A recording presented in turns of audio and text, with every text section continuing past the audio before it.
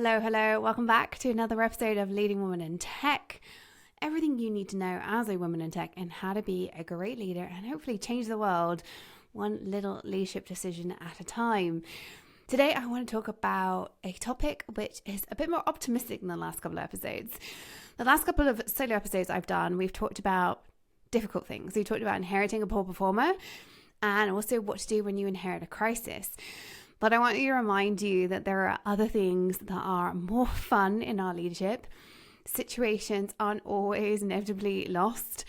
And this is one of them. I want to talk to you about how to do the most extraordinary things because you are leading some high performers really, really well. Because you shouldn't just rest on your laurels when you have high performers.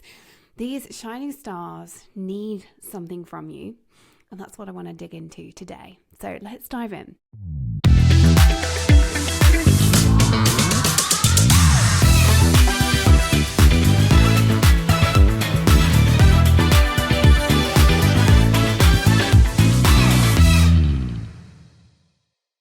High-performing employees are the lifeblood of any successful organization. And if you've been a leader for a while, you will have experienced them.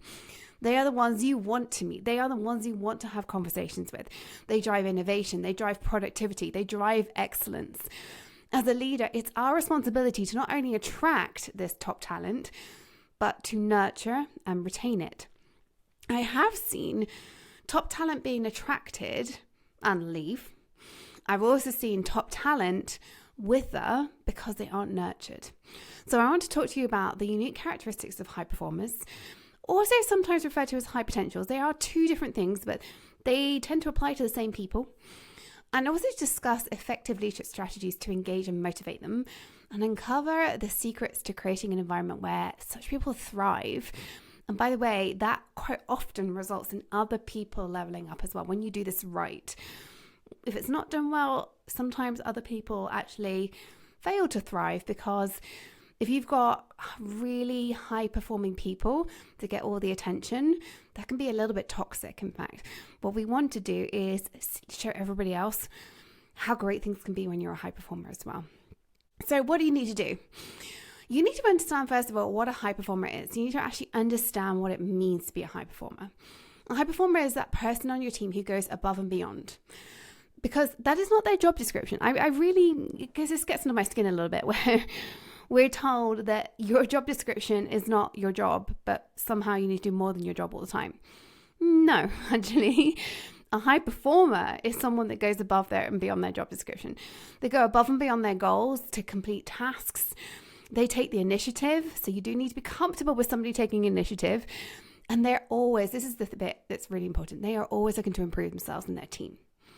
They are always looking for how to go beyond. They're always looking for the gap in themselves and in their team. And they can be a little bit over negative at times towards themselves or their team. I certainly was that person. And that's one of the things we have to train out of them. That might have been you earlier in your career. In fact, it might be you now. If you're hearing that and thinking, ooh, I'm very negative about my team, because you're always looking for what can be fixed. I certainly have that issue. I see problems. It's why I'm good at my job as a coach. I can always see problems, but it's very easy to then fall into negativity land. So look out for that in people. That might actually mean they're a high performer, and you've just got a little tweak to do with how they operate so that they don't focus on that to the exception of everything else. Your high-performing team members are those who are skilled at what they do and they demonstrate exceptional work quality. They're likely to be very proactive, they're likely to be innovative, and they're likely open to challenges. They might be a yes person like me, and they don't know how to say no. Indeed, a lot of what we're talking about here may well resonate with you because this might be you as well. If you're listening to this podcast, you are likely somebody who's ambitious and a high performer, and therefore everything I'm saying to you are the qualities that likely resonate with you too. These high performers take accountability. They seek out feedback. They're not afraid of it. They're likely to be self-motivated, empathetic, and driven. Now, I've just listed a lot of different things. You're unlikely to have all of those qualities in a single person, but those are all hallmarks of a high performer. And what you want to do is make sure that they do have all the qualities by nurturing the things that are weak spots. So, for example, Many of the women I work with struggle to seek out feedback. They're scared of it. That doesn't make them not a high performer. And what we want to do is nurture that in them so they're more comfortable with seeking and receiving feedback. As a leader, your leadership role plays a pivotal role in cultivating and retaining high-performing talent. Your great leaders understand the importance of that clear vision that inspires and motivates. You understand the importance of giving regular feedback, of creating a work environment that fosters growth and innovation, and make sure that people get credit for what they innovate in. But it's also about having that open line of communication. High performers thrive on feedback, especially positive, but also constructive. They want to know they're excelling and where they can improve. I would argue everybody needs to know that, and they're all going to do better.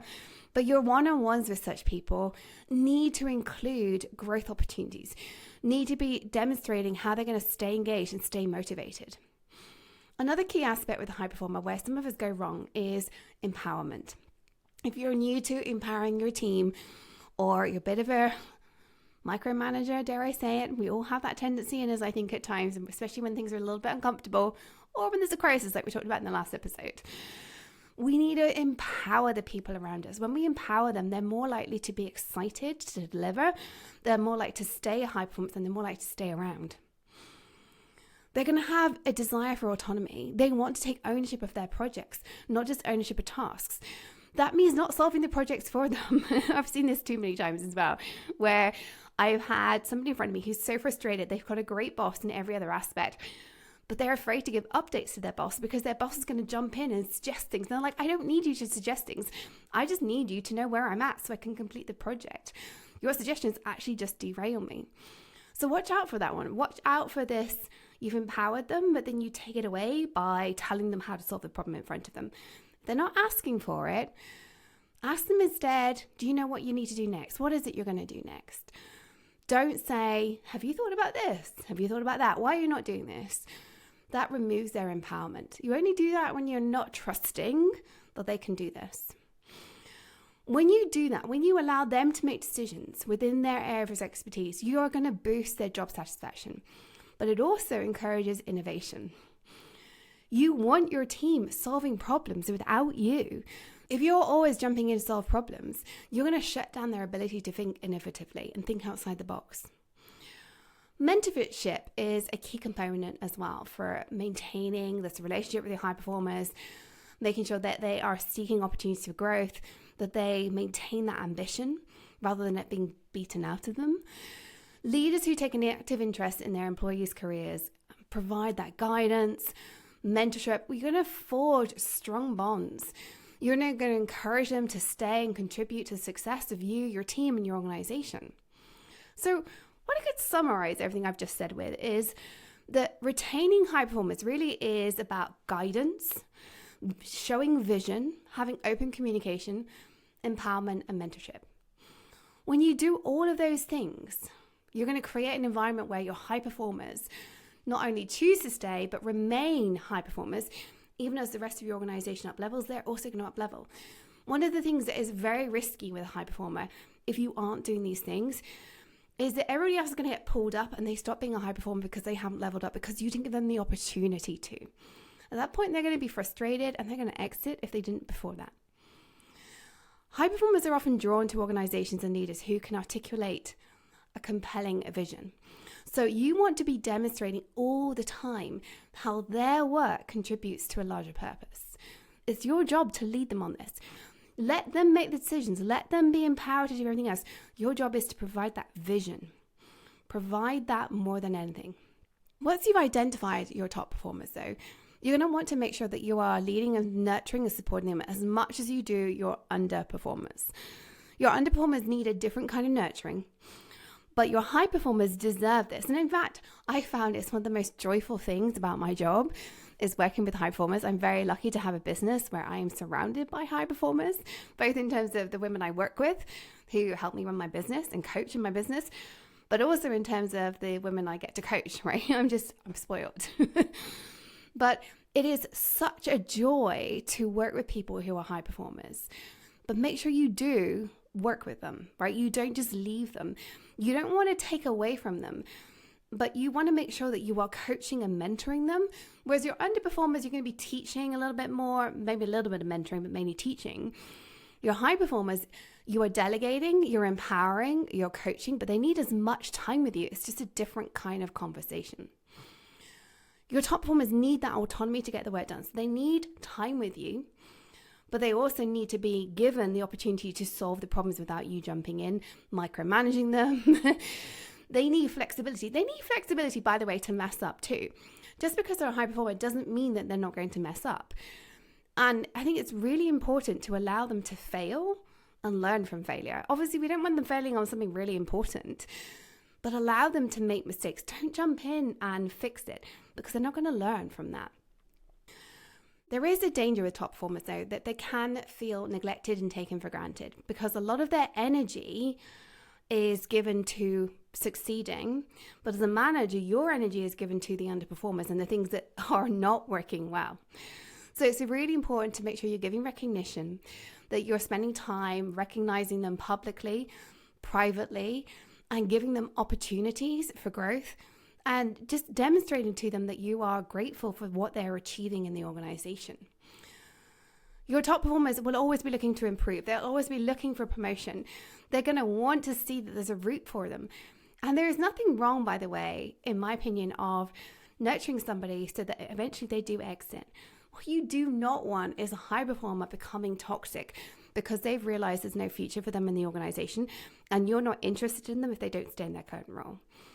Some of the best leaders I've ever worked with have actually trained people sufficiently that they've had to exit because there was nowhere else for them to be. But they stayed loyal and passionate to the day they left, and then quite often they come back one day when there is a role. So be that person who lifts people up, even if there's not an obvious route for them in the organization. Be the mentor that says, hey, if you consider this in your career, let's make that happen, even if it's not here. Be that person. Make sure you pay attention to what makes them shine, what makes their face light up. Ask them what motivates them. Extrinsic motivation, which is where it's external to us, is really, really important for many people. Most of us don't have internal motivation, which comes from within. Most of us, it's about other people telling us things that drive us in some way. So ask your team what motivates them. Allow them to work in a way that supports that motivation. Continue to have conversations with your high performers about how they need to be supported, about what obstacles are coming up, because they should still be stretched and growing, so they will have obstacles. This is often the area where our high performers feel neglected, because you should be giving them things that are making them grow, and therefore they will have things they don't know. You need to learn about their obstacles, any resources they need, any roadblocks. Just because they're really good at unblocking themselves doesn't mean they don't need you to provide the occasional unblock. But what you need to do is ask them what they need to have in front of them so they can move forward and solve this problem for themselves. Also have conversations about your high performers, about how they can contribute and how they benefit from that. Allow your high performers to work on projects that interest them, keep them motivated, but also that are about training the rest of your team. A really great high performer will bring the team along with them. They will be a shining beacon to at least some of the rest of the team of, this is what's possible if we do what that person does. But you've then got to make sure you're noticing that and giving the new high performers the same kudos and credit. Let all your high performers know that they are open to challenges, that you will support them in those challenges, and that you're going to motivate that to help them stay. Finally, as tempting as it is to hold your high performers tight and hope they're going to stay forever, it isn't realistic or fair. At some point, they were going to want something bigger, and I've already touched on this. Don't be the roadblock that holds them back from doing it. Be willing to provide them opportunities for professional growth, or open the door to them somewhere else. Be the mentor that says, hey, it's time for you to leave. You've grown beyond this role. Be that person. It is going to come back to you tenfold in the future. Lack of growth is a huge reason why high performers leave, but you want them to leave on the best of terms if you can't grow them internally for whatever reason. I've known companies who have not had opportunities for growth internally in terms of promotions, but there is so much opportunity in terms of stretching IQ and innovation that people have stayed well beyond when they actually probably should have gone. But they don't regret it because they were still learning until the day they left. Because at the end of the day, money and job title aren't everything to everybody. They are important at times, and don't feel bad, by the way, if you leave for a job title or money. You should never feel bad about that. But sometimes people stay because they're still being challenged and excited. So if you can provide that internally, you might keep hold of talent for longer than sometimes you otherwise would. The key thing is that they are still growing. They've still got skills to learn. They've still got things that are going to benefit them and the rest of the team. They still are able to add things to their resume every year. And if there is something in your organization that's going to allow somebody to grow with that official job title, be open to it. Arrange a job shadow, arrange an informal interview, arrange a secondment in another business unit. Do what you can to keep this person motivated and excited. To ensure that you lead and retain these high performers, though, it's also crucial to look out for some pitfalls. One significant challenge is the potential for burnout. And again, this is going to resonate with many of you listening to this podcast because I think many of us have experienced high performance burnout. We push and push and push. We push ourselves to a limit because we want to excel. It can lead to physical and emotional exhaustion. It's vital to recognize the signs of burnout in those around you. Increased stress, decreased productivity, health issues. If you want to prevent burnout, you need to closely monitor their workload. You need to be looking at regular one-on-ones, looking at their stress levels. You need to encourage them to maintain a healthy work-life balance, ensuring they take regular breaks, they take their paid time off and more if they need it. Offer assistance with time management. And I mean, that's a whole topic in its own right, as you all know around here. But most of us don't do time management well, especially when we're working really hard on something, we tend to overwork. You want to make sure that workload is distributed fairly, even though you've got this high performer who's prepared to take on the entire burden. That might not be good for them. Another potential pitfall is leading high performers into a place of neglect. I've already touched on this a little bit.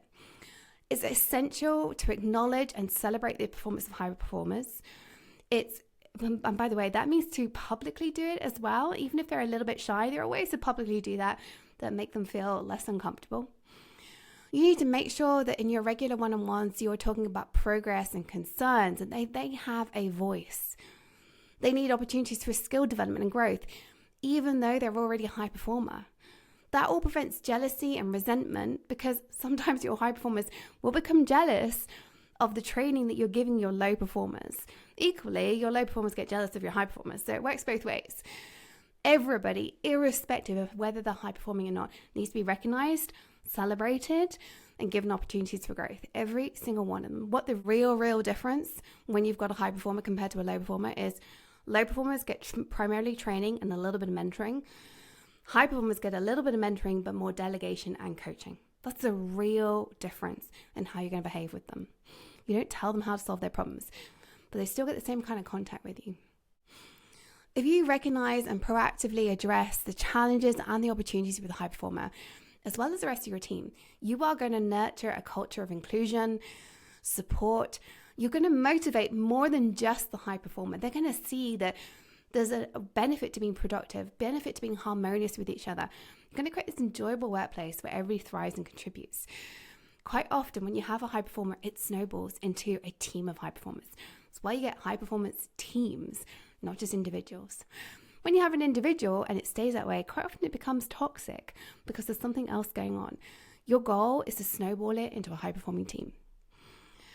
Effective leadership is essential for all of this because it's about listening, it's about developing talent, it's about delegating effectively and not holding on too tight, as well as still giving room for discussion and unblocking them. It's about having empowerment with your team, valuing autonomy and ownership of projects, while mentoring and coaching and offering growth opportunities as appropriate. You need to show that compelling vision so everybody can hold it and be excited about it. And more than anything, you need to be ready to let them go when they're ready to go. That's it for this episode. I hope you're excited about your high potentials and your high performers, and you're ready to build a team that is entirely high performers moving forward. I would love to know how you get on with this. I would love to know if you've got some high performers or you're struggling with that. Send me a message on LinkedIn and let me know, or drop a comment in your favorite podcast player or on YouTube. Until next time, as always, stay in your tech leadership game, follow your dreams, because the world really does need that uniqueness that you bring as a leading woman in tech.